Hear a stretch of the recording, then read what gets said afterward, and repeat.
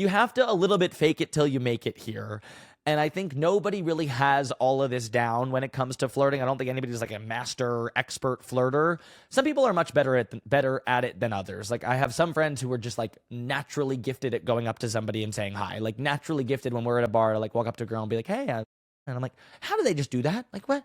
And I'm sure you have that friend too. And you're like, how the fuck are they so good at that? And why am I such a fucking loser? Like, it just comes more naturally to some. But I still think everybody is a little awkward in it. But like, some people just have more confidence. Also, some people just have more experience with it. Some people have just done it more and have built up the reps to have the confidence in themselves. The people that have built up the reps, by the way, have also been rejected a ton of times. They just don't let it get to them as much as I did or as much as somebody who like lets it get to them does. You know what I mean? Like the person who is really confident in going up to somebody, I guarantee you they've been rejected more times than all of us. They just don't let it bog them down. They just kind of have that mindset that I wish I had earlier where I was just like, okay, like she wasn't interested. She doesn't have to be. Not everybody's going to like you and I don't like everybody. So it doesn't make any sense for everyone to like me. So on to the next.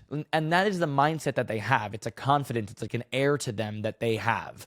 And that's what I say, like fake it till you make it a little bit. Like you have to put the reps in order to gain that confidence and that mindset around flirting.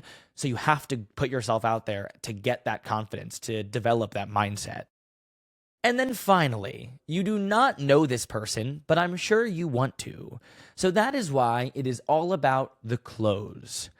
You want to ask for their number, not their Instagram, not their Snapchat. We're too old for that now. Their phone number, because you want to text them. You want this interaction, this flirting, to result in texting them and then being able to text them later to be like, hey, it's Josh from the bar. I'd love to see you again. Or, hey, it's Josh from the bar. Like, I loved meeting you. Or I loved talking to you about this thing. Hey, it's Josh from the bar. I'd love to grab drinks. Are you free sometime Thursday? Or, hey, it's Josh from the bar. And the meaning like you put in the bar. I think this is a good thing to do, by the way. Like after you meet somebody, I gave this advice recently as well in one of the Dear Guyset episodes. After you meet somebody and when you go to text them first, say your name and then say where you met them, just to like have it clear for them. Like, okay, that was that person that I met. So I would say, hey, it's Josh from X bar, wherever you were. And then I would either give them some sort of compliment, like I really loved meeting you, or I loved talking to you about this thing. If there was something that was super memorable from the conversation. And if not, you can just say like, hey, it's Josh from this bar. Like, I'd love to grab a drink sometime next week. When are you free? Or if you want to be like a little bit more assertive, which I think a lot of girls like, you could just say, hey, it's Josh from this bar.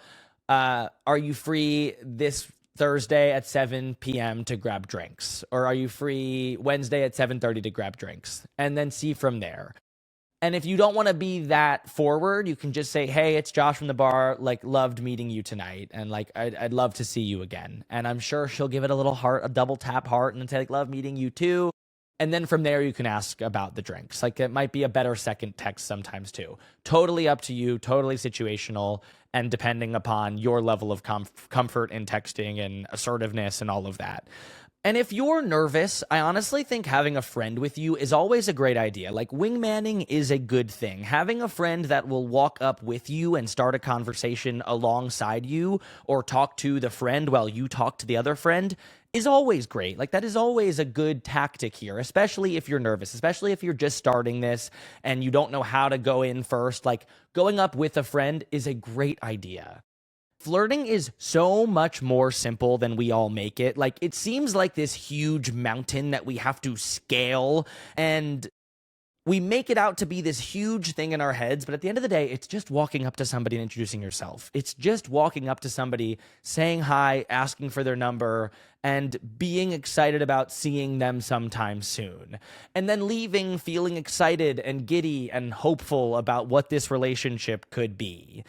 Don't rush it and don't force it, and you'll know if it's right. Like, if your kind of experience looks similar to the story I gave you earlier, it's not right. And if it looks something along those lines, like, you don't have to force this. You don't have to make it happen.